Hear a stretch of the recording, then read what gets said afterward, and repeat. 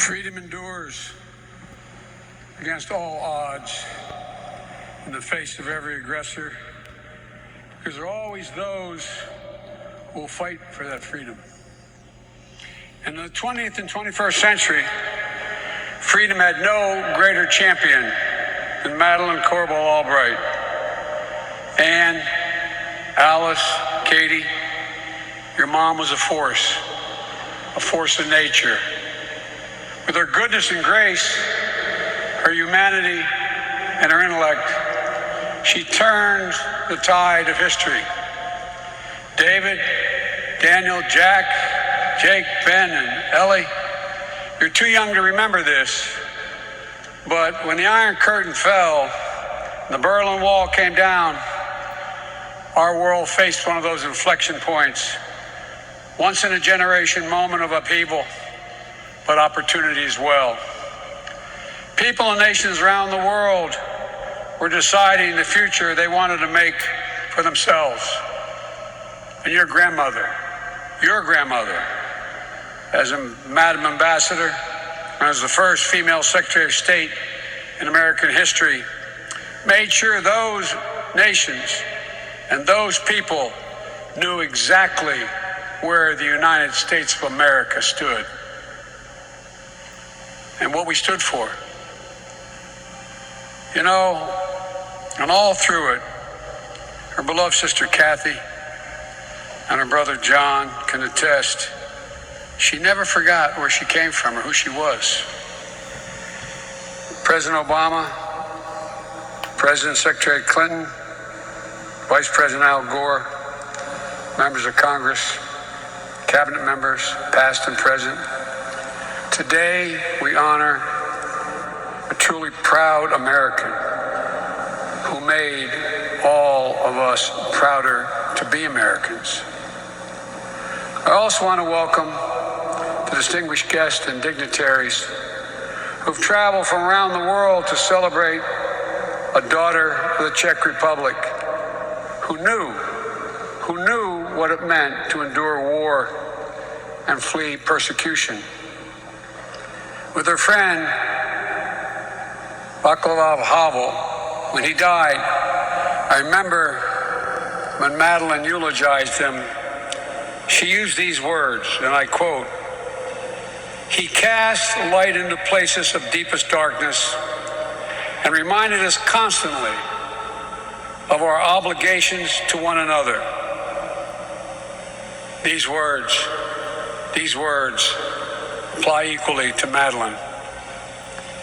When I got word that Madeleine had passed, I was in midair on my way to Europe to meet with our NATO allies in Brussels to help try to continue to keep the strong alliances together. Our organization and the international response to Russia's brutal and unjustifiable war against Ukraine. It was not lost on me that Madeleine was a big part of the reason NATO was still strong and galvanized as it is today.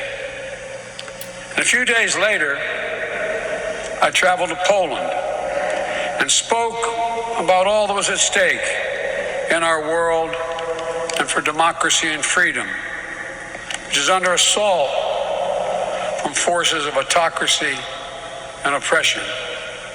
Many are tired of hearing me say I think we're at another inflection point in world history where there is literally a severe confrontation between autocrats and democratic nations.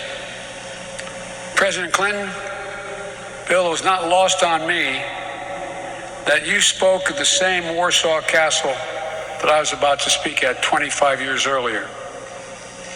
In my case, it was evening.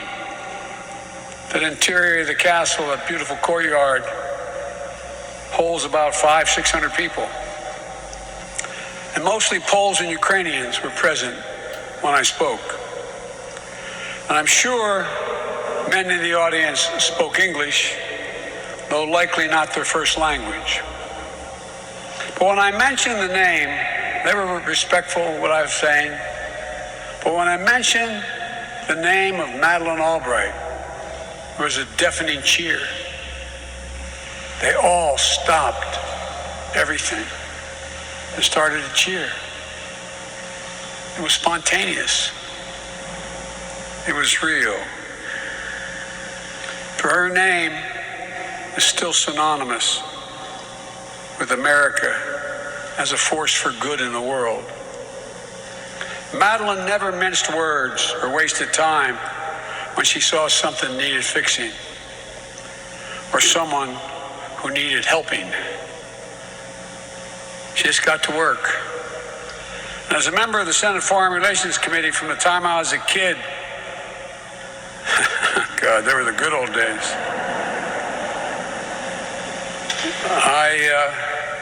I was the chairman or the ranking member for a good part of that time.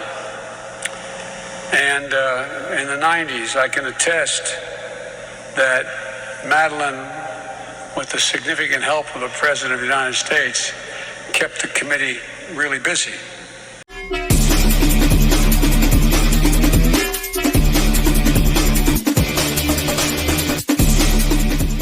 For coming back to my channel, please don't forget to subscribe and share this video, and I hope to see you in the next video. Have a great day, everybody. God bless.